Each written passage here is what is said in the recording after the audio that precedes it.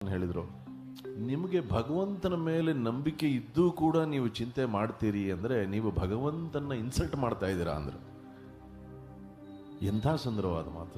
ಹಾಗಾಗಿ ನಿಶ್ಚಿಂತೆಯಿಂದ ನೀನು ಕೊಟ್ಟಿದ್ದೇ ಪ್ರಸಾದ ತಂದೆ, ನೀನು ಹಿಂಗಿಟ್ರೆ ಹಿಂಗಿರ್ತೀನಿ, ಹಂಗಿಟ್ರೆ ಹಂಗಿರ್ತೀನಿ.